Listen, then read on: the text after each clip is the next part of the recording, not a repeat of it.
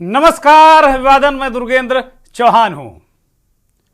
उत्तराखंड देश का पहला राज्य बन गया है जहां की विधानसभा में यूसीसी बिल, समान नागरिक संहिता बिल पेश कर दिया गया है और उम्मीद है कि कल बहुमत के साथ ये बिल पास हो जाएगा और इसी के साथ उत्तराखंड इतिहास में दर्ज हो जाएगा एक समान नागरिक संहिता के बिल की अगुवाई करने के नाम पर।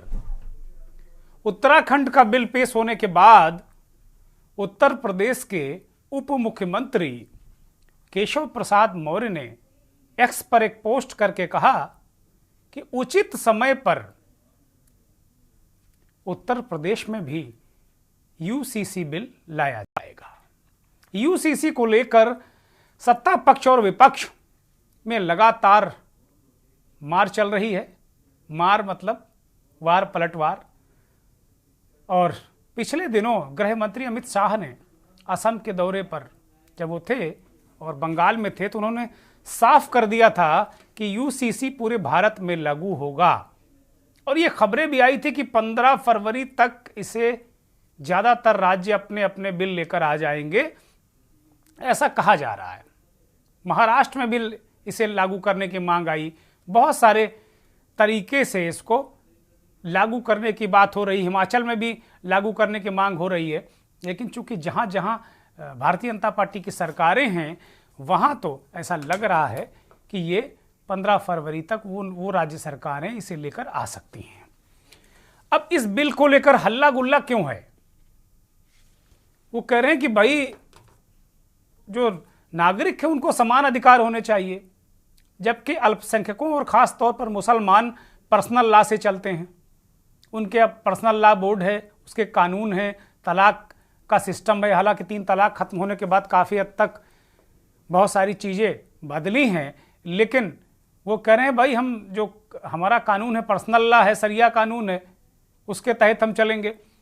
और बीजेपी का एक तरीके से चुनावी घोषणा पत्र भी कहिए या उसका एक सीधे सीधे उसके एजेंडे में है कि एक निशान, एक संविधान और एक प्रधान।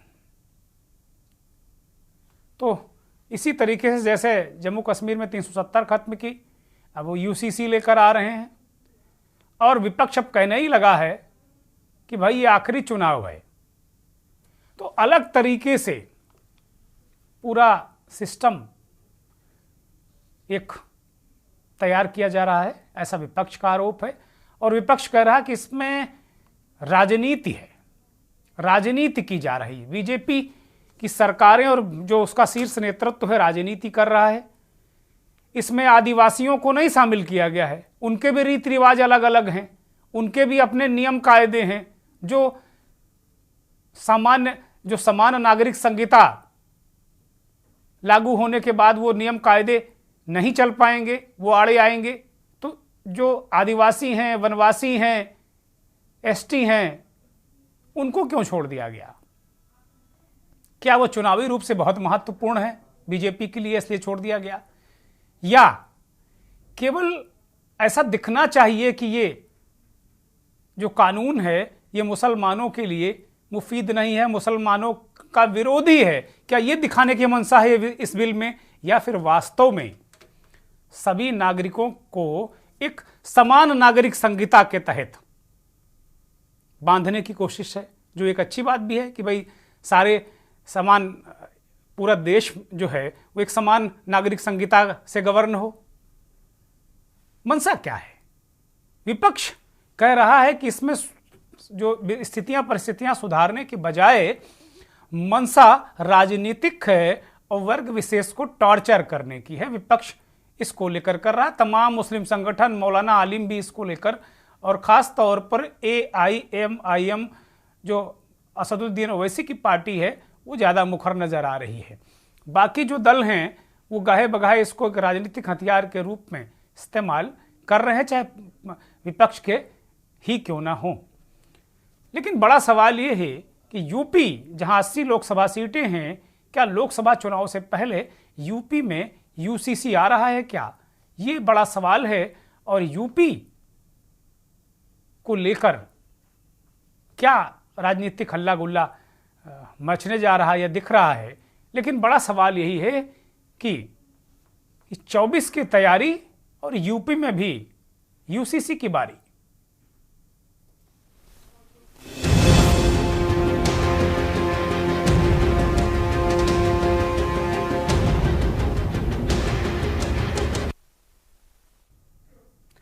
उत्तराखंड में यूसीसी ड्राफ्ट कमेटी की जो रिपोर्ट है वो विधानसभा में रखी गई, वो कुल 780 पन्नों की है। इसमें करीब 2,33,000 लोगों ने अपने विचार दिए हैं।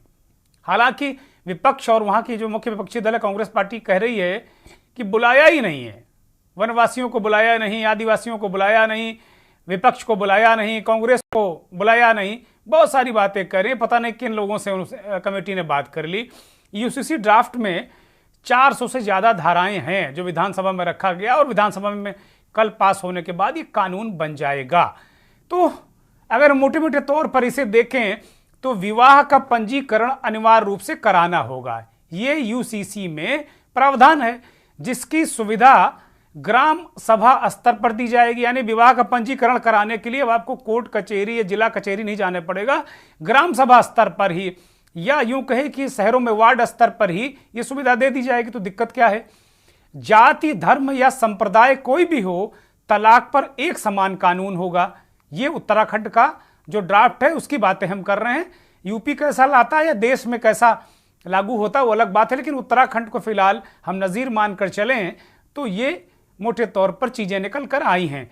तलाक पर एक समान कानून होगा, बहु विवाह पर रोक लगेगी, ये भी ठीक बात है। सभी धर्मों के बच्चों को गोद लेने का अधिकार होगा। यानी जो बच्चे हैं, अगर आप गोद लेना चाहते हैं, अगर मुस्लिम महिला या मुस्लिम दंपति किसी हिंदू के बच्चे को गोद लेना चाहता है तो ले सकता है, या जो तमाम तरीके की इस तरह की जो अड़चनें हैं वो दूर होंगी। लेकिन दूसरे धर्म, हाँ, ये कहा जा रहा है कि दूसरे धर्म के बच्चों को, माफ कीजिएगा, इसमें आगे है कि दूसरे धर्म के बच्चों को गोद नहीं लिया जा सकेगा। मतलब केवल अपने ही धर्म के बच्चों को आप गोद ले सकते हैं, कोई मुसलमान हिंदू या कोई हिंदू मुसलमान के बच्चे को गोद नहीं लेगा। ठीक बात है। हलाला और इद्दत प्रथा बंद होगी। हलाला को लेकर पहले भी कई बार बातें हो चुकी हैं, 3 तलाक में भी इसका विवरण है और इसको सख्ती से सरकार ने रोका भी है, रोकने की कोशिश भी की है। लड़कियों को विरासत में लड़कों के बराबर हिस्सा मिलेगा। ये मुझे लगता है कि अभी भी अगर आप जाएं, जमीन अगर पैतृक जमीन है तो उसमें लड़कों के साथ अब लड़कियों का नाम भी दर्ज होने लगा है। और ये हाल में नहीं, ये काफी दिनों से चल रहा है, ये पहले से हो रहा है। अब वो कह रहे हैं बराबर का हिस्सा मिलेगा। बराबर के हिस्सेदार मुझे लगता है कि जो ग्राम रजिस्टर होता है या परिवार रजिस्टर जो गांवों में बनता है जमीन को लेकर, पैतृक जमीन या संपत्ति को लेकर परिवार रजिस्टर, तो परिवार रजिस्टर में लड़कियों का नाम भी दर्ज हो रहा है और वो उनको बराबर का भागीदार माना जा रहा है। ये पहले से चल रहा है, इसमें कुछ और तब्दीलियां करके इसे और प्रभावी बनाने की योजना है। अब लिव इन रिलेशनशिप को पंजीकृत कराना होगा, रजिस्टर्ड कराना होगा, जिसमें आधार कार्ड अनिवार्य होगा और 18 से 21 साल के बीच के जोड़ों को माता पिता से सहमति पत्र लेना होगा। ये थोड़ा मुश्किल काम है। ये थोड़ा मुश्किल काम है कि माता पिता अगर किसी अपने बच्चे को लिव इन रिलेशनशिप में रहने की सहमति, मुझे लगता है बहुत ही कम होंगे लोग जो ऐसा करेंगे। तो ये भी एक तरीके से लिव इन रिलेशनशिप पर एक तरीके से रोक ही कही है इसको इस कानून में। समान नागरिक संहिता के ड्राफ्ट में अनुसूचित जाति, जनजाति, ट्रांसजेंडर, धार्मिक मामले, पूजा पद्धति, परंपराओं से कोई छेड़छाड़ नहीं होगी। ये भी स्पष्ट कर दिया गया जो सबसे सेंसिटिव मसले हैं, पूजा पद्धति है, धार्मिक मान्यताएं हैं, इनसे कोई छेड़छाड़ नहीं होगी। वो चाहे ट्रांसजेंडर हो, हिंदू हो, मुस्लिम हो, सिख हो, ईसाई हो। और जो अगला महत्वपूर्ण बिंदु यह है कि पति की मृत्यु पर पत्नी ने अगर दोबारा शादी की है तो पति का जो मुआवजा उसे मिलेगा उसमें माता पिता का हक होने का प्रस्ताव भी इस बिल में रखा गया है। बहुत बढ़िया बात है, मैं इसका समर्थक हूं कि अगर मान लीजिए पति की मृत्यु के बाद कोई लड़की दोबारा शादी कर लेती, वो भी अच्छी बात है, करना चाहिए भाई, जीवन आगे का चलेगा। लेकिन फिर माता पिता का क्या होगा? सारी संपत्ति पर वो अधिकार लेने के बाद माता पिता दर दर की ठोकरें खाते हैं, उनका भी अधिकार होगा या उनको भी उसमें हिस्सा मिलेगा, ये बहुत अच्छी बात है। पत्नी की मृत्यु होने पर उसके माँ बाप की जिम्मेदारी पति पर होगी, ये भी बहुत अहम मुद्दा है कि दोनों पक्षों को ध्यान में रखा गया है कि अगर पत्नी की मृत्यु हो जाए और वो उसके माँ बाप जो अपनी लड़की पर ही निर्भर हैं या उनका कोई देखरेख करने वाला नहीं है, तो पति को उनकी जिम्मेदारी निभानी पड़ेगी, वो देखना पड़ेगा।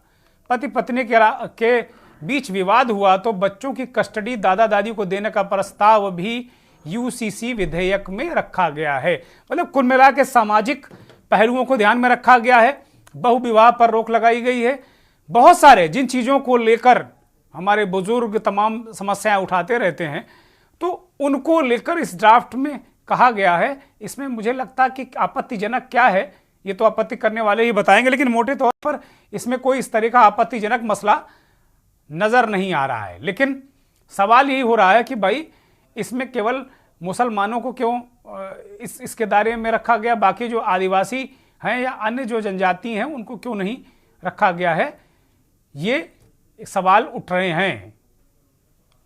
मोटे तौर पर अगर इसको प्रारंभिक तौर पर देखा जाए तो इसमें कोई बहुत सारी बुराइयां नजर नहीं आती हैं। इसमें कुछ बयान आपको हम सुना देते हैं। केंद्रीय गृह मंत्री अमित शाह का एक पुराना बयान है और उस पर एक रिएक्शन है ओवैसी साहब का, वो जरा सुन लीजिए। हमारे घोषणा पत्र के अंदर हमने कॉमन सिविल कोड का वादा किया है। भारतीय जनता पार्टी बनते ही, सरकार बनते ही कॉमन सिविल कोड पूरे हिमाचल में लागू पड़ जाएगा। यूसीसी सर, इस यूसीसी का फॉर्मूला क्या है? एक मुल्क में एक मजहब, एक कल्चर, एक जबान। ये तो डिक्टेटरों का फॉर्मूला है। भारत एक गुलदस्ता है, भारत एक मोजाइक है। ओवैसी साहब कह रहे हैं ये डिक्टेटरों का फार्मूला है, एक संविधान, एक निशान। कह रहे भारत गुलदस्ता है, भांति भांति के लोग रहते हैं, धर्म, मत, पंथ, मजहब को मानने वाले लोग हैं यहाँ पर। भारत गुलदस्ता है, गुलदस्ते से छेड़छाड़ की जा रही है। ये एक्शन और रिएक्शन है। ताजा 3 बयान केशव प्रसाद मौर्य का जो ट्वीट जिसको लेकर आज हम चर्चा कर रहे हैं कि उत्तर प्रदेश में कब ये आएगा। सुरेंद्र राजपूत कांग्रेस के नेता और समाजवादी पार्टी के नेता विधायक मनोज पांडे, ये 3 रिएक्शन सुनिए आप। गृह मंत्री जी ने जो कहा है, हमारे पूर्व राष्ट्रीय अध्यक्ष जी ने जो कहा है, वह ऐसी बात कही है जो इस देश की जरूरत है। एक देश में एक कानून सबके लिए हो, इसकी आवश्यकता है। किसी के लिए कुछ हो, किसी के लिए कुछ हो, इससे बाहर निकल करके मैं समझता हूँ सोचने की आवश्यकता नहीं है। और उत्तर प्रदेश सरकार भी इस दिशा में गंभीरता से विचार कर रही है और जिस प्रकार से उत्तराखंड सरकार ने अपने कदम बढ़ाए, उसी प्रकार से उत्तर प्रदेश सहित, जैसा माननीय गृह मंत्री जी ने कहा है, देश के अन्य राज्यों में भी जहाँ भाजपा की सरकार है वहाँ भी, और जहाँ गैर भाजपा सरकारें हैं, अगर सबका साथ सबका विकास, सबके लिए एक जैसा कॉमन सिविल कोड, ये तो एक ऐसी चीज है जिसका सबको मांग करनी चाहिए, सबको स्वागत करना चाहिए। दूसरी राज्य सरकार है और वो अपने यहाँ बहुमत में है, अगर वो कुछ ला रहे तो उस पर मैं कोई टिप्पणी नहीं कर सकता, लेकिन मैं कह सकता हूँ कि भारत एक ऐसा देश है जो धर्मनिरपेक्ष देश है। भारत में विभिन्न जात, वर्ग और धर्म के लोग रहते हैं। राज्य की किसी भी सरकारों को और देश की सरकार को पहली कोशिश ये होना चाहिए कि भारत एक रहे, भारत में एकता रहे, समभाव रहे और किसी के साथ कोई भेदभाव न हो। यदि ऐसा कोई सरकार नहीं करती है तो कहीं न कहीं इससे देश कमजोर होगा। दुर्भाग्यपूर्ण है जो कानून संघ सरकार को बनाना है, जिसकी लोकसभा में बातचीत होनी है, उसको भारतीय जनता पार्टी अपने सांप्रदायिक एजेंडे के तहत राज्य दर राज्य जहां पर वो सरकार में है, वो उस तरीके की भाषा का इस्तेमाल कर रही है जो राज्य सरकार का प्रोवोकेटिव ही नहीं है। चुनाव आते ही भारतीय जनता पार्टी सांप्रदायिक एजेंडे पर लग जाती है, विषयांतर करने पर लग जाती है और देश के मुख्य मुद्दों से, भय से, भूख से, भ्रष्टाचार से, महंगाई से, अग्निवीर से, बेरोजगारी से ध्यान हटाने के लिए इस तरीके के कृत्य केंद्र सरकार स्वयं भी करती है और अपनी राज्य सरकारों से। कांग्रेस कह रही है कि भाई ये मसला ही राज्य सरकारों का नहीं, तो केंद्र से कानून बनना चाहिए। अगर ऐसा वो चाहते हैं तो केंद्र में कानून लाएं, चर्चा कराएं, बनाएं कानून। राज्य सरकारों से मसला नहीं है। लेकिन वो कह रहे हैं कि इनका सांप्रदायिक एजेंडा है। चुनाव आते ही ये जो मूल विषय हैं उनसे विषयांतर करते हैं और फिर इस तरह के सांप्रदायिक एजेंडे लागू करते हैं। केशव प्रसाद मौर्य का जो आज का ये एक्स पर पोस्ट है, वो कह रहे हैं कि सही समय, भाजपा के वैचारिक मुद्दों में एक है यूसीसी। वो कह रहे हैं वैचारिक मुद्दा है हमारा, इसको तो होना ही चाहिए। सही समय पर यूपी में भी यूसीसी आएगा। वो कह रहे हैं कि सही समय की बात कर रहे हैं, वो सही समय कब है ये पता ही नहीं। आने वाला समय बताएगा कि वो कब सही समय आता है, अगर जल्दी आता है। प्रधानमंत्री जी के नेतृत्व में वो कह रहे हैं कि 370 हटाया है, मंदिर बनाया है, यूसीसी भी लेकर आएंगे। जो वैचारिक मुद्दे हैं उनको एड्रेस कर रहे हैं केशव प्रसाद मौर्य। केशव प्रसाद मौर्य के इस एक्स पर पोस्ट के बाद उत्तर प्रदेश में भी राजनीति गर्मा गई है। यहाँ भी चूंकि 80 लोकसभा सीटें हैं, ये कहा जा रहा है कि यहाँ भी बीजेपी शीघ्र ही यहाँ की सरकार यूसीसी ला सकती है। हमारे साथ कुछ मेहमान जुड़ गए हैं। भारतीय जनता पार्टी के वरिष्ठ नेता के शुक्ला जी हमारे साथ जुड़े हैं। शुक्ला जी, बहुत स्वागत, बहुत आभार, बहुत धन्यवाद।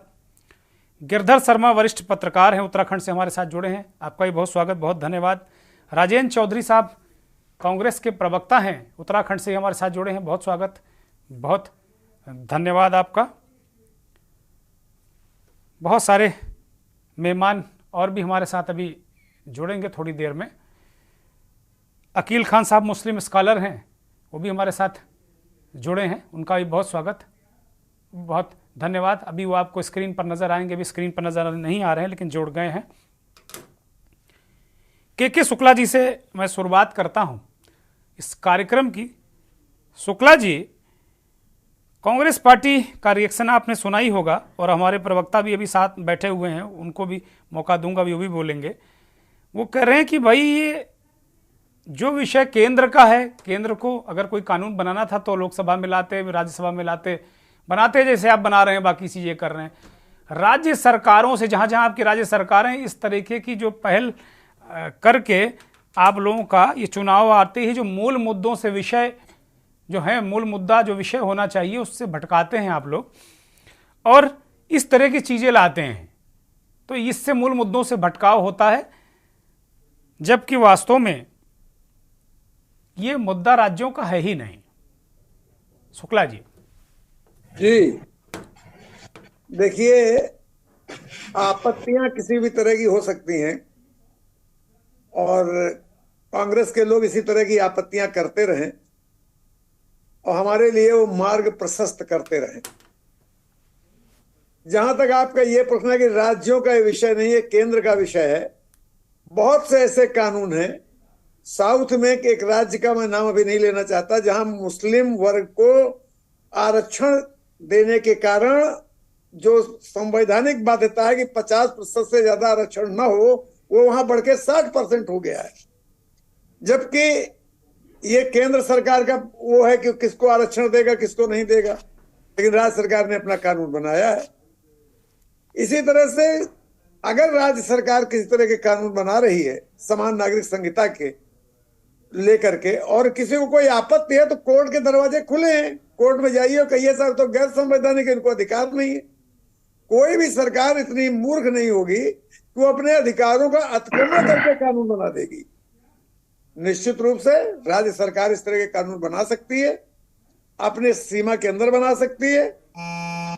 और मैं लोगों से कि इस विषय पर आप ये देखिए कि भारतीय जनता पार्टी ने शुरू से जनसंघ काल से लेकर जो भी प्रस्ताव रखे हैं, जो भी अपना एजेंडा तय किया है, उस एजेंडे में कभी कोई फेरबदल आज तक नहीं हुआ है।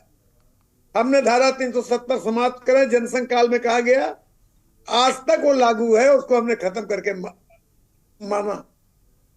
राम मंदिर निर्माण तो 1984 में पालमपुर में हमने पास किया कि हम इसमें विश्व हिंदू परिषद को पूरा सहयोग करेंगे और राम मंदिर निर्माण की दिशा में हम आगे बढ़े और उसको पूर्णता प्रदान की।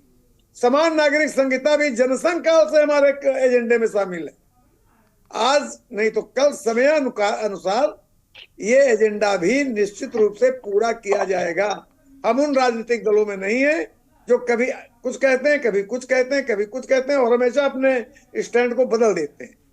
जनसंघ काल से जो एजेंडा तय हुआ है वो आज तक लागू है। जब हमको मौका मिला हमने उसको लागू किया।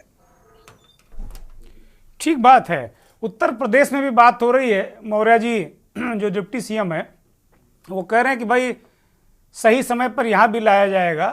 तो उत्तर प्रदेश में भी कब तक ये आप लोगों की कोई तैयारी है लाने की, क्या योजना है? जब समय आएगा तो आपको मालूम हो जाएगा। ये तो हम हर राज्य सरकार अपने राज्य की सुविधा के अनुसार इस तरह के कानून बना सकती है। कई चीजें हैं जो हमारे राज्य में लागू होती हैं, दूसरे राज्य में नहीं लागू होती। कई चीजें हैं जो दूसरे राज्य में लागू है वो हमारे यहाँ नहीं होती। हम अपने राज्य में अपने नागरिकों के लिए एक नागरिक संहिता लागू कर दे रहे हैं। आने वाले समय में हो सकता है केंद्र स्तर पर भी इस योजना को लागू कर दिया जाए। लेकिन इसमें ये किसी का विरोध नहीं है। जो अभी हमारे कई जो कांग्रेस के प्रवक्ता वगैरह बोलेंगे वो यही बोलेंगे, और अभी कोई बोल भी रहे थे कि साहब ये मुस्लिम विरोधी है। मुस्लिम विरोधी कैसे हो सकता है? तो सबको एक सूत्र में बांधने का प्रयास है। हम सबको एकता बढ़ेगी, ठीक बात है। आपस में भाईचारा बढ़ेगा। अभी अलगाव की भावना है कि हमारे लिए दूसरे कानून है, उनके लिए दूसरे कानून। ठीक बात है, ठीक बात है। कोई ऐसा देश बता दीजिए ठीक है जहां अलग अलग लोगों के लिए अलग अलग कानून। बिल्कुल ठीक है, बिल्कुल ठीक है। बात बहुत वाजिब है। राजेंद्र चौधरी साहब कांग्रेस के प्रवक्ता हमारे साथ जुड़े हैं। राजेंद्र चौधरी साहब आपके पास आ रहा हूं। के शुक्ला जी कह रहे हैं कि भाई जो जो हमने कहा जनसंघ के समय से जो एजेंडा है, हम बात बात पे एजेंडे नहीं बदलते। विचारधारा जो है उनकी वो है, जो काम कहा वो करके दिखाया। राम मंदिर कहा, बनाया। जो भी 370 का मसला था उसको हल किया। यूसीसी, एक देश एक विधान, एक संविधान, एक प्रधान, एक नियम, एक कानून, इसकी भाजपा जनसंघ के जमाने से हितैषी रही है।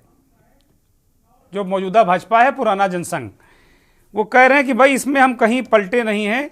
और इसमें गलत क्या है? इसमें किसी का विरोध नहीं है। देश में लोग एक सूत्र में बंधेंगे, फिर दिक्कत क्या है, ऐतराज क्या है?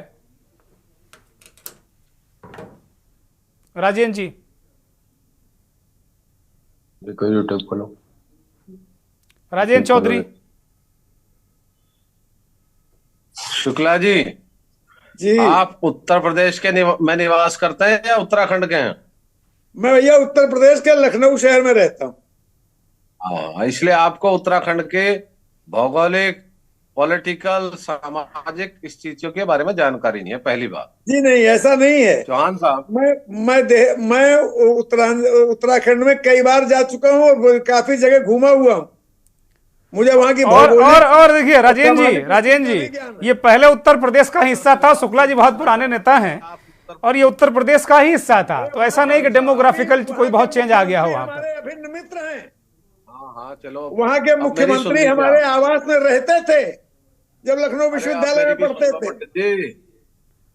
अभी मेरी सुन लो महाराज। हाँ बोलिए बोलिए बोलिए, वो सुन रहे हैं, बोलिए। चौहान साहब जी, उत्तराखंड के सामने अभी 2-3 मसले हैं।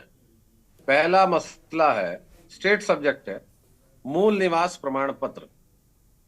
उत्तराखंड राज्य में निवास करने वाले लोगों को 2 तरह के डोमिसाइल मिलते हैं, एक मूल निवास प्रमाण पत्र, एक स्थायी अस्थायी निवास प्रमाण पत्र।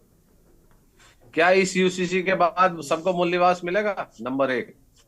नंबर 2, उत्तराखंड में लगभग 5% शेड्यूल्ड ट्राइब्स हैं, भोटियां हैं और कई लोग हैं, हमारे यहाँ जौनसार में है। क्या वो इस कानून के तहत आएंगे? नंबर 3, क्या उत्तराखंड का यूसीसी पूरे देश में लागू होगा?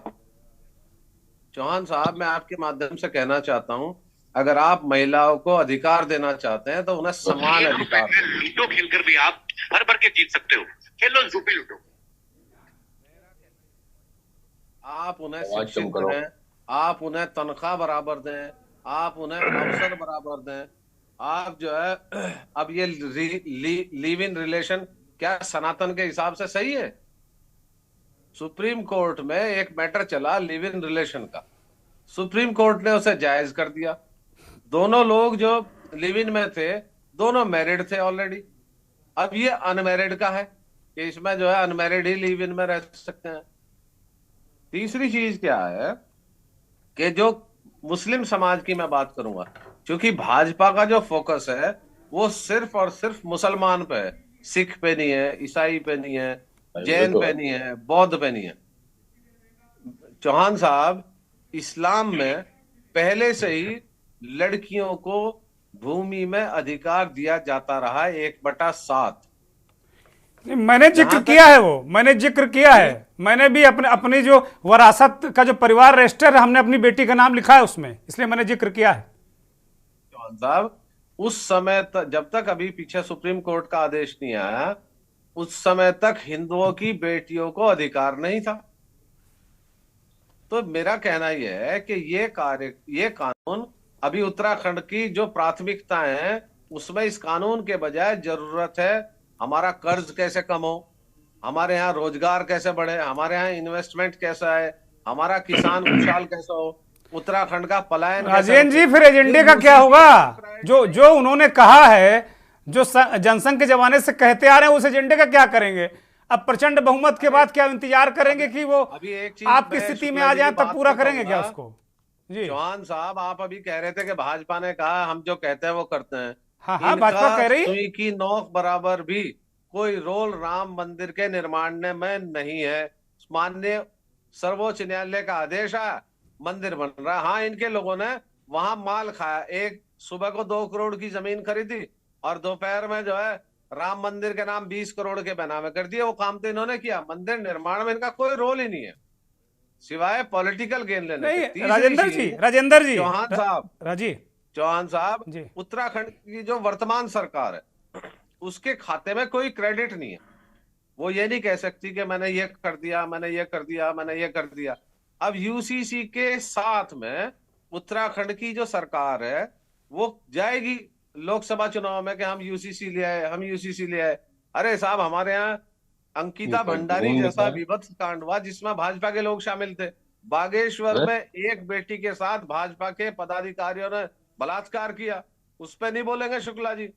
उत्तराखंड में जो हिंदू बाहुल्य क्षेत्र है, उत्तराखंड 90% हिंदू है यहाँ पे।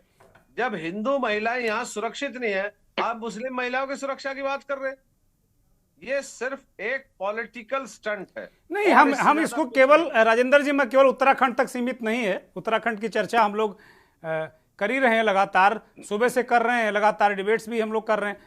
हमने उत्तराखंड के जो ड्राफ्ट है जो रखा गया विधानसभा में, उसको नज़ीर मानकर हम पूरे देश को देख रहे हैं कि किस तरीके से उत्तर प्रदेश में तैयारी है, महाराष्ट्र में मांग आ गई, देश में किस तरीके से तैयारी है और इसके इम्पैक्ट क्या है। जो मोटे मोटे तौर पर दिख रहा है कि भाई अगर किसी माता पिता की देख रेख करना क्या कोई ख़राब बात नहीं है, जैसा भी हमने बताया आपको कि भाई अगर बच्चे किसी के बेटे की मृत्यु के बाद अगर बहू कोई दूसरी शादी कर लेती है, उस संपत्ति का उस पर अधिकार हो जाता है। माँ बाप दर दर मारे मारे फिरते हैं। अगर उनके लिए कोई कानून बन गया तो उसमें दिक्कत क्या है?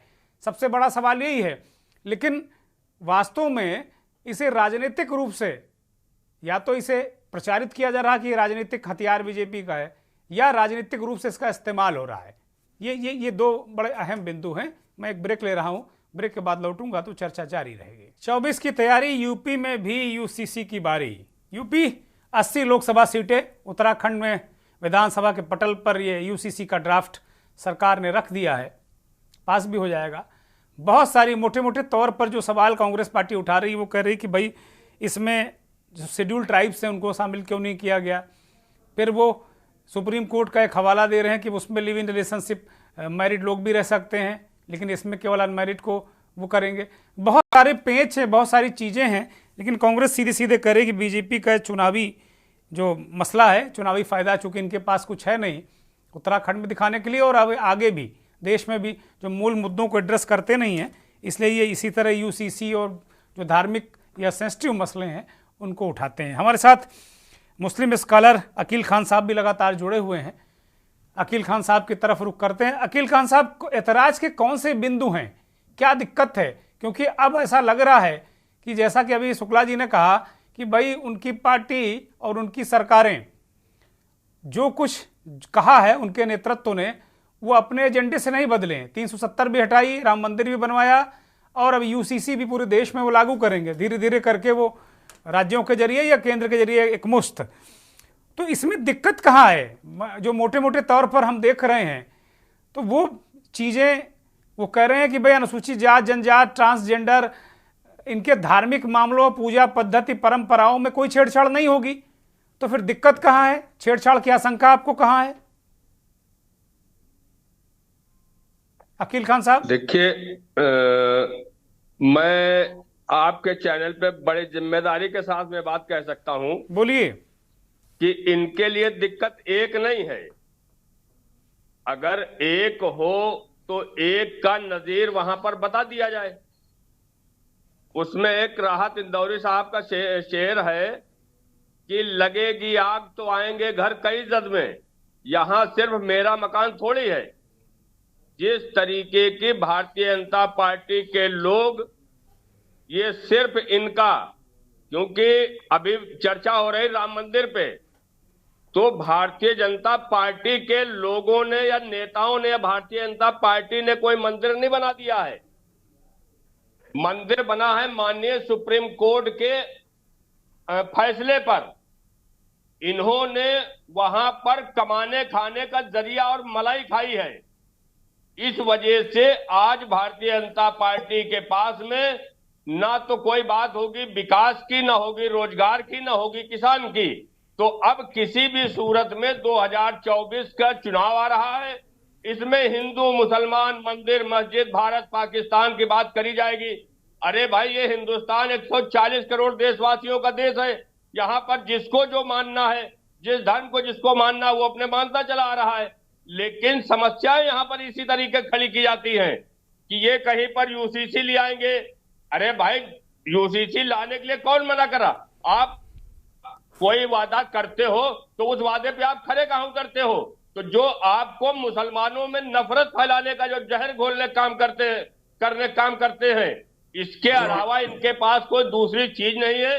अभी बात हो रही 370 की, ठीक है, 370। यूसीसी में एतराज बताइए अकील साहब, यूसीसी में क्या एतराज वो बताइए। बहुत सारी तो बातें हैं, 370 में कुछ हो नहीं सकता, राम मंदिर बनकर खड़ा हो गया, उसमें भी किसी को कोई दिक्कत नहीं है। अब यूसीसी वो ला रहे हैं, इसमें दिक्कत क्या है, एतराज की बिंदु क्या है, वो बताइए। भाई एक बात आप ये बता दीजिए, सिर्फ सुप्रीम कोर्ट ने फैसला दिया कि मंदिर वहां पर बनेगा, देश का एक भी मुसलमान अगर वहां पर विरोध किया हो तो आप बता दीजिए। आपके चैनल पे, आपका बड़ा चैनल है, मैं मानता हूं, लेकिन इन चीजों को आप बताइए कहां पर अगर हम मुखालफत करेंगे भी तो हम इनका क्या कर लेंगे? क्योंकि ये तो मनमानी घर जाने पे उतारू है। भाई यही कानून, मैं तो कहता हूं, देश के अंदर राम राज्य कब लागू होगा?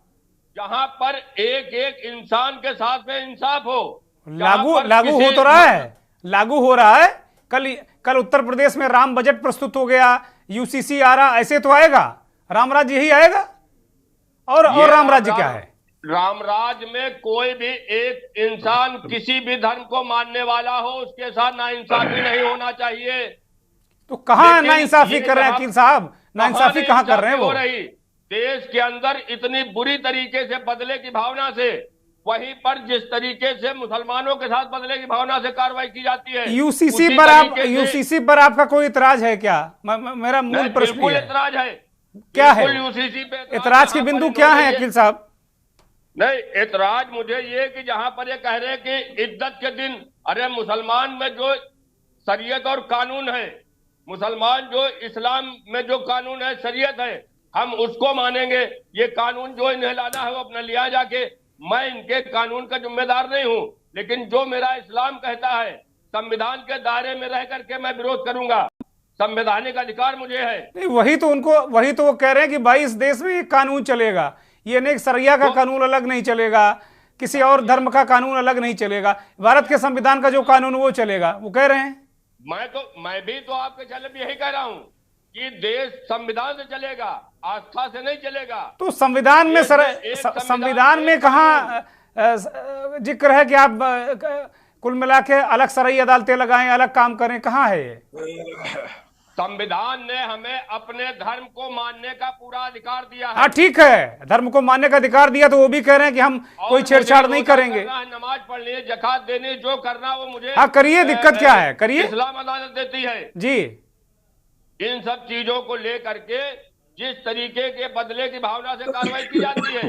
अभी कल एक मौलाना सलमान मदारी साहब ने कौन सा गलत बयानबाजी कर दिया था, किस तरीके से चैनल चला रहे थे, उनको बिल्कुल कहां कहां से जोड़ा जा रहा था। तो इस तरीके के जब नाइंसाफी होगी तो फिर बोलना पड़ेगा, हमारे सामने मजबूरी होगी। आप न्याय करिए, इंसाफ करिए, जो भी केंद्र की सरकार हो या प्रदेश की सरकार हो। अगर अमन पसंद लोग हम हैं, जितना आपका हिंदुस्तान है उतना मेरा है, लेकिन मैं भी दूसरी आबादी हूं।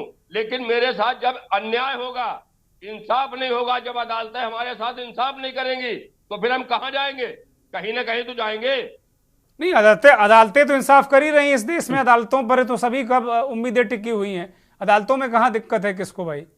अदालतों से दिक्कत यह हो गई है कि एक दिन रह जाता जज साहब का जजमेंट रिटायरमेंट होने पे, एक दिन पहले ज्ञान व्यापी मस्जिद पे फैसला दे दिया जाता कि जाइए पूजा करिए, जबकि एक हफ्ते का समय था। चलिए, वो ज्ञान व्यापी पर कभी और चर्चा हम लोग कर लेंगे। महत्वपूर्ण मसला है यूसीसी पर कोई ठोस एतराज आप बता नहीं पा रहे हैं, केवल ये कह रहे हैं कि आपका उत्पीड़न हो रहा है, बहुत सारे मुसलमानों का उत्पीड़न हो रहा है। शुक्ला जी, नहीं, एक बात कहना चाहता हूँ। बोलिए बोलिए अकील साहब जरा शुक्ला जी को मौका दीजिए, बोलिए शुक्ला जी। अभी हमारे जो मुस्लिम स्कॉलर साहब बोल रहे थे जी, तो मुझे बड़ी हंसी आ रही थी। हंसी है? हम समान नागरिक संहिता, सभी के लिए एक कानून, उसमें हम ये नहीं कह रहे कि हिंदुओं के लिए हिंदू कानून सबके ऊपर थोप देंगे या मुस्लिम कानून सब पर थोप देंगे। हम सबके लिए एक कानून ला रहे हैं जो मुस्लिम पर भी लागू होगा, ईसाइयों पर भी लागू होगा, सिख पे भी लागू होगा, हिंदुओं पर भी लागू होगा। ठीक बात है। अभी वो प्रस्ताव केवल विधानसभा में रखा गया उत्तरांचल के, उत्तराखंड के। अरे भाई, आपको कोई आपत्ति है तो आप अपने लोगों के द्वारा वहां उसको संशोधित कराइए, वहां अपनी बात रखिए। इसमें मुस्लिम विरोध की जो बात आ रही है वो बार बार कर रहे हैं। मैं तो सबको एक सूत्र में बांध के रखना चाहता हूँ। हिंदू मुस्लिम सिख ईसाई सब आपस में है भाई भाई। तो नहीं हुआ। अगर अब हम उनको आपस में भाई भाई बना रहे हैं, ये उनसे दूरी बढ़ाना चाहते हैं कि हमारे लिए अलग कानून हो। भाई अकील साहब शुक्ला जी कह रहे हैं कि वो सबको एक सूत्र में बांध रहे हैं, आप लोग अलग अलग, कोई अलग कानून चला रहे हैं, कोई अलग चीजों को करें, कैसे चलेगा भाई? यही कह रहा हूँ कि जो भारत के अंदर संविधान है, संविधान के तहत सबको अधिकार, संविधान के अंतर्गत ही कानून बनाए जा रहे हैं। कौन सा कानून संविधान के भीतर बन सकता है हिंदुस्तान में? जाएगी, राम मनोहर से गलती करेंगे उनको सजा नहीं होगी। दिक्कत तो यही पे खड़ी होती है। हाँ बोलिए राजेंद्र जी बोलिए। भी मैं गिरधर जी के पास जाऊं, काफी देर से बैठे हुए हैं। राजेंद्र जी। शुक्ला जी, आप मेरी बात को ध्यान से सुन लीजिए। हिंदुस्तान में जो मैरिज एक्ट है, हिंदू मैरिज एक्ट और मुस्लिम मैरिज एक्ट, वो कॉन्स्टिट्यूशन की परिधि के अंदर है, जिसका पालन ये मुसलमान करते हैं। वरना 302 में इनके लिए भी वही सजा है और मेरे लिए भी वही सजा है। आप बताइए माननीय स्कॉलर महोदय, ये अरे स्कॉलर महोदय, अरे दूसरे ये बताइए, ये हिंदुओं के लिए अलग मैरिज एक्ट और मुस्लिम के लिए अलग मैरिज एक्ट क्यों लागू किया जाए? एक मैरिज एक्ट क्यों नहीं लागू होना चाहिए? एक मैरिज एक्ट क्यों नहीं होना चाहिए?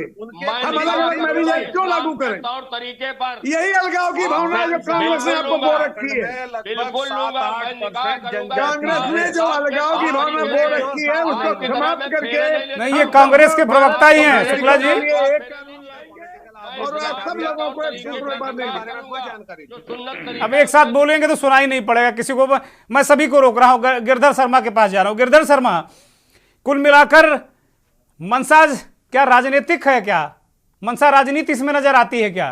क्योंकि ये पहले भी उत्तराखंड की विधानसभा में हो सकता था, लेकिन अब बस कम से 60-70 दिन बचे हैं इलेक्शन के, उत्तर प्रदेश में भी, देश के अन्य भागों में भी। तो राजनीति अगर कोई देख रहा है तो बुराई क्या है, गलत क्या है इसमें? जी, मैं गिरधर शर्मा से सवाल कर रहा हूं। देखिए, मैं सभी पैनलिस्ट की बातों को बहुत ध्यान से सुन रहा था और सबने अपनी अपनी बात कही जो उनके मन में थी, लेकिन मेरे ख्याल से तो अभी यूसीसी कानून किसी ने पढ़ा ही नहीं। और ना जो उसके प्रावधान है ना किसी ने बहुत अभी ध्यान से पढ़े और ना भी ओपन हुए हो, ज्यादा अभी बहस चल रही है। इवन कांग्रेस के विधायकों ने आज कहा है कि हमने भी नहीं पढ़ा, हमें भी एक दिन के लिए बहस का पढ़ने का समय दीजिए, तब हम इसके बारे में कुछ बताएंगे, इसके बारे में हाँ या ना।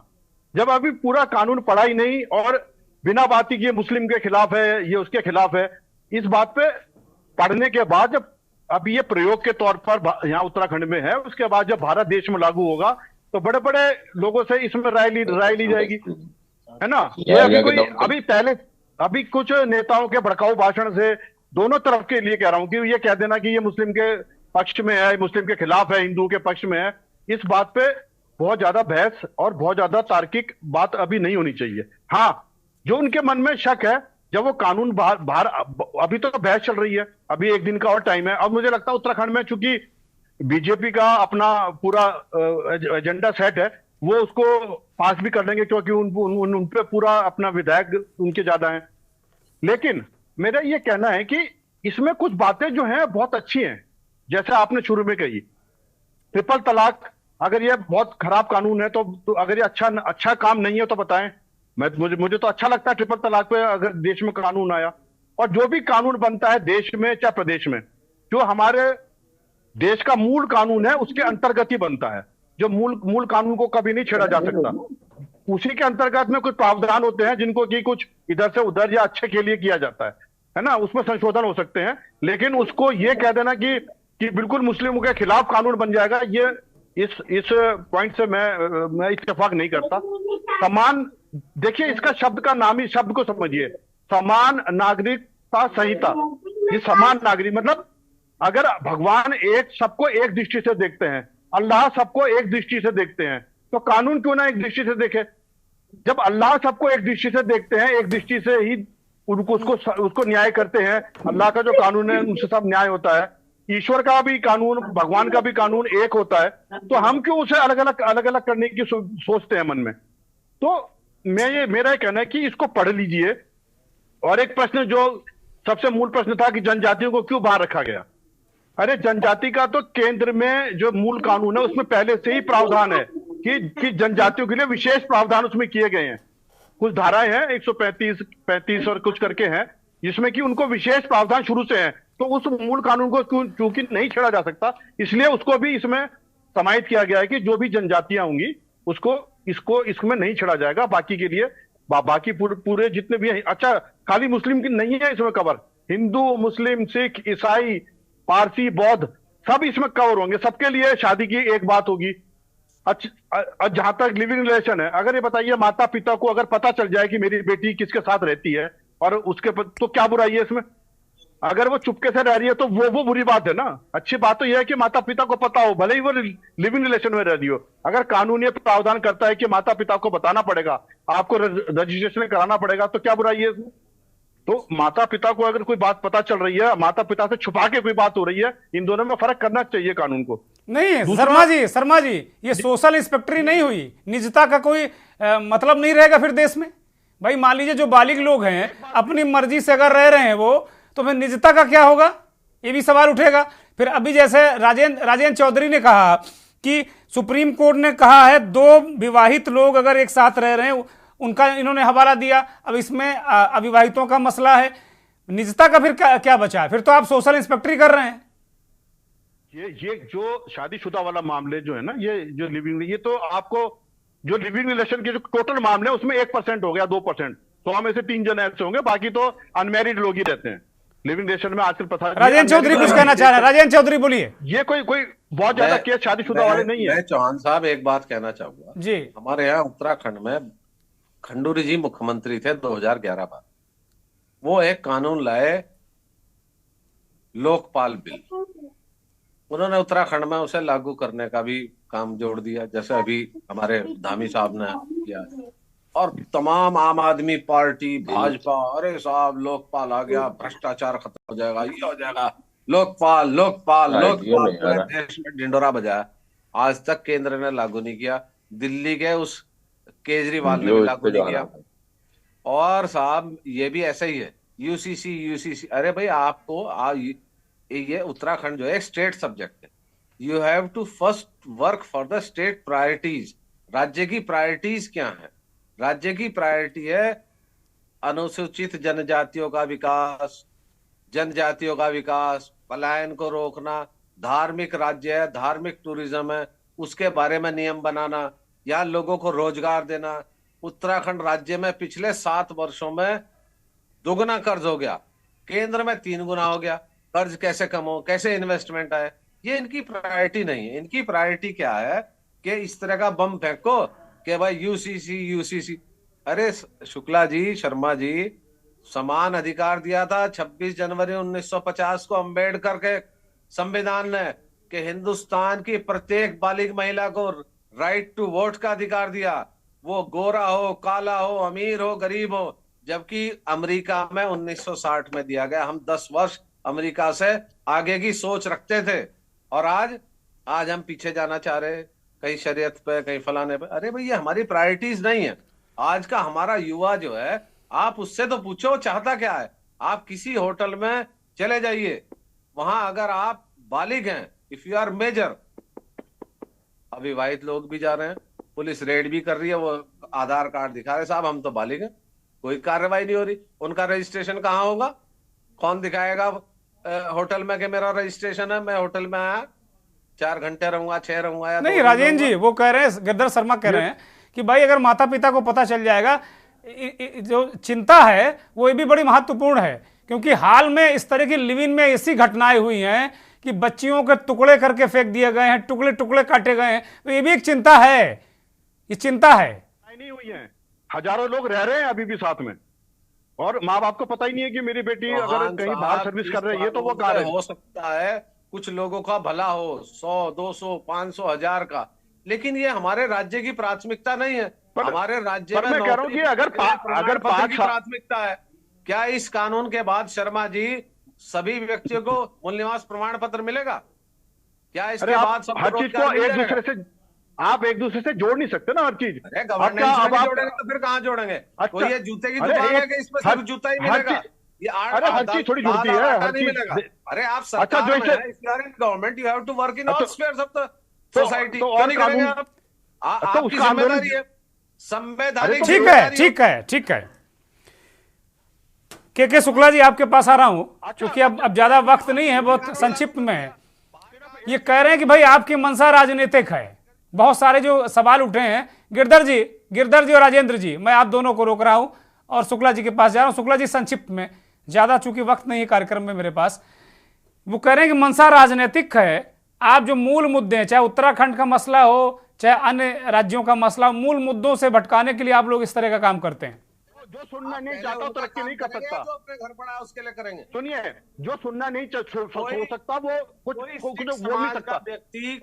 अरे कोई सुन तो लीजिए, माननीय मुख्यमंत्री जी को 50,000 लोगों से बात करिए। अरे मैं तो था वहां, प्रतिनिधिमंडल ने राज्यपाल से मांग की, किसी ठीक है। राजेंद्र जी,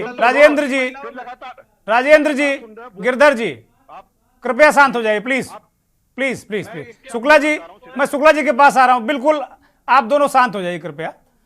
शुक्ला जी, लगातार कांग्रेस पार्टी इस बात को कह रही है कि भाई आप लोगों का जो मंशा है वो, चूंकि आपने काम धाम कुछ किया नहीं, तो चुनाव में जाने के लिए आपको यूसीसी चाहिए। वो कह रहे हैं बम गिरा रहे हैं जगह जगह यूसीसी का। अनम्यूट करिए शुक्ला जी, बोलिए। हाँ बताइए। मैंने कहा कांग्रेस कह रही कि आप लोग चूंकि काम धाम आपने किया नहीं, चाहे उत्तराखंड हो चाहे अन्य जगह हो, तो आपको कोई न कोई ऐसा स्पार्किंग वाला ज्वलनशील पदार्थ चाहिए मुद्दे के रूप में। वो आप कर रहे हैं। दुर्गेश जी, हम कांग्रेस को सेटिस्फाई करने के लिए काम नहीं करते हैं। हम स्कॉलर्स बंधु जो वहां बैठे हैं उनको सेटिस्फाई करने के लिए काम नहीं करते। हम भारत की जनता के सेटिस्फैक्शन के लिए काम करते हैं। देश की जनता हमारे कामों को सराहे, देश की जनता हमारी कामों को पसंद करती है।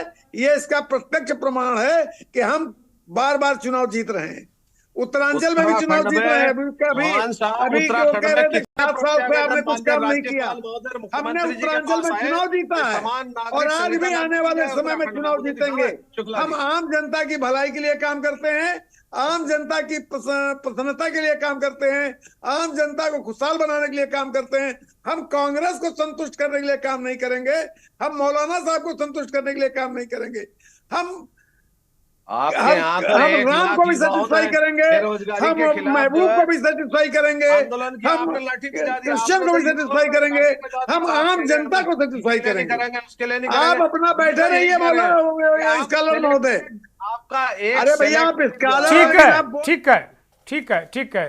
अकील साहब अगर जुड़े हों तो एक छोटी सी टिप्पणी। वो कह रहे हैं भाई हम तो जनता को संतुष्ट कर रहे हैं और जनता हमें जिता रही है। चौहान साहब, लाखों युवाओं ने नौकरी की मांग की, उन पर लाठी बजाई। ये सज्जन कह रहे हैं कि अरे भैया हम लाठी मारे फिर भी वोट हमें को दे रहे हैं, आपको तो दे नहीं रहे। पिछले महीने लाखों हम की लाठी संख्या मार रहे हैं में तब भी गांधी वोट हम पा रहे हैं, मैदान कुछ कर नहीं रहे तब अब भी वोट लीजिए हम पा रहे हैं। राजेंद्र चौधरी, अरे सब बातें वो छोड़िए। कह रहे हैं हम लाठी मार रहे हैं तब भी हमको वोट दे रहे हैं, अब क्या कीजिएगा आप? एक ही आवाज आती रहती है आप लोगों की। अरे कुछ नया बोलिए, कुछ नया सोचिए। जानकारी नहीं है जी, प्लीज। आप ग्रामोफोन की तरह बार बार एक ही धुन न बोल बजाएं। अकील साहब जुड़े हुए, ठीक है, आ गई बात, मैं कार्यक्रम खत्म कर रहा हूँ। अकील साहब आप जानकारी रखिए, आप अपने पास रखिए। अकील साहब अपनी जानकारी अपने पास रखिए, आपको मुबारक हो। ठीक है, ठीक है, शुक्ला जी शांत हो जाइए और राजेंद्र जी आप भी। मुझे लगता है कि अकील साहब से एक छोटी सी टिप्पणी बहुत वाजिब है इस जगह। अकील साहब वो कह रहे हैं कि भाई हम जनता को संतुष्ट कर रहे हैं, हमें किसी को संतुष्ट करने की जरूरत नहीं है, और लाठी भी मारे तब भी वोट हम ही को मिल रहा है। अकील साहब भाई ये तो दुर्गेश भाई बहुत सही बात है कि जब सहारा ईवीएम से लेना है, ईवीएम से जीतना है, और जब आप हिमाचल में जीतते हो तो ईवीएम ठीक होती है। शुक्ला जी, अगर आपको जनता इतनी पसंद करती है तो बैलेट पेपर चुनाव करा दीजिए, दूध का दूध। अगर मोदी जी अरे भैया आप हिमाचल में कहां से जीत गए थे? बिल्कुल नहीं, ये स्कॉलर हैं, कांग्रेस के नेता नहीं, स्कॉलर हैं भाई। Shukla ji wrong number dial कर रहे हैं आप। मनमोहन सिंह दो बार कहां से जीत गए थे? ईवीएम से जीते थे। को बंद कराइए।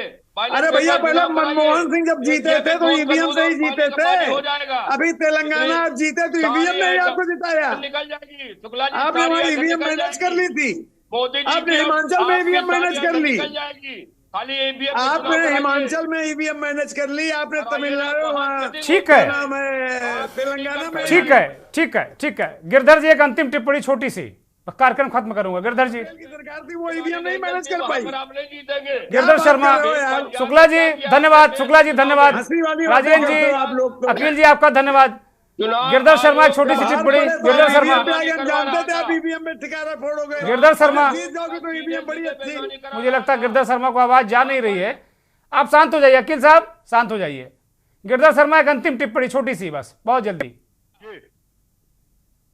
मैं ये कह रहा हूँ कि अरे सुनिए अकील साहब शांत हो जाइए, कार्यक्रम में वक्त है नहीं मेरे पास, बोलिए। जनता आपको बहुत पसंद करती है, इसीलिए आप धीरे धीरे। अरे बोल लेने दीजिए भाई। शुक्ला जी आप तो बिल्कुल शांत हो जाइए, मोर्चे लिए हुए हैं। लेके आपको ढूंढना पड़ेगा महाराज, अब हो कहाँ? बोलिए। देखिए जब उत्तराखंड के चुनाव हो रहे थे, उत्तराखंड राज्य के चुनाव की बात कर रहा हूं मैं सिर्फ दो बातें कहूंगा जल्दी से। एक तो जो उत्तराखंड, वहां जल्दी बता रहा हूं, जो उत्तराखंड के चुनाव जब हो रहे थे तो उनके चुनावी एजेंडे में यूसीसी था, उत्तराखंड यूसीसी था। तो अगर वो उसको ला रहे हैं तो वो उनकी चुनावी एजेंडा नहीं कहा, बल्कि ये कहा जाए कि उन्होंने उसमें अपनी मांग रखी थी, नंबर 1। नंबर 2, जो सबसे बड़ी बात है कि हमारे यहाँ फौजी एरिया है, हमारे यहाँ आर्मी एरिया है सारा। हमारी जो गांव में फौजी लोग हैं, उनकी जो वहां पर कई कैजुअलिटी होती रहती है, शहीद होते हैं हमारे यहाँ बहुत। क्या होता है कि जो उनकी बहुएं होती हैं, आधी से ज्यादा लड़कियों ने शादी कहीं और कर ली। अब इसमें यह प्रावधान है कि अगर लड़की शादी कर लेती है तो उसका पैसा, जो फौज का जो पैसा है, वो माँ बाप को जाएगा। तो अगर ये प्रावधान इस टाइप के, ये हमारे उत्तराखंड के परिप्रेक्ष्य में बता रहा हूं मैं, क्योंकि सबसे बड़ा फायदा उत्तराखंड के लोग, माँ बाप बड़े दुखी रहते हैं इस बात से कि मेरी बहू शादी करके सारा पैसा लेके दूसरे के साथ चली गई। तो ये बहुत बड़ा प्रावधान इसमें है, तो ताकि माँ बाप को भी सुनिश्चित है। लेकिन ठीक बात है, ठीक बात है, उनका भी भविष्य ठीक रहे। बड़ी बात है जिसको लोग अभी समझ नहीं रहे हैं। ये इसको जब तक पढ़ेंगे नहीं पूरा, तब तक इस पे बहस करना, भ्रांतियां हो सकती हैं। बहुत बहुत धन्यवाद गिरधर शर्मा, के शुक्ला, राजेंद्र चौधरी, मौलाना अकील खान साहब, बहुत बहुत धन्यवाद, बहुत बहुत आभार। बहुत धन्यवाद उन करोड़ों दर्शकों का जो के न्यूज़ को देखते हैं, हमारे इस खास कार्यक्रम मंथन में लगातार अपना प्यार, अपनी मोहब्बत हमें देते रहे हैं। सवाल यही है कि जब तक किसी चीज़ को समझो नहीं, उस पर कोई राय बनानी नहीं चाहिए, चाहे किसी पूर्वाग्रह या दुराग्रह से कोई राय बनानी नहीं चाहिए।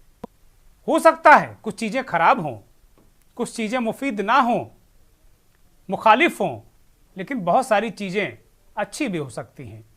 तो अच्छाई और बुराई का जो तराजू है उस पर रख कर देखना चाहिए। किसी भी नियम कानून सिस्टम, देश तो संविधान से ही चलेगा और कानून भी संविधान ही बनाता है, तो किसी कानून को एक झटके में खारिज करना भी ठीक नहीं है। बहुत बहुत धन्यवाद। नमस्कार।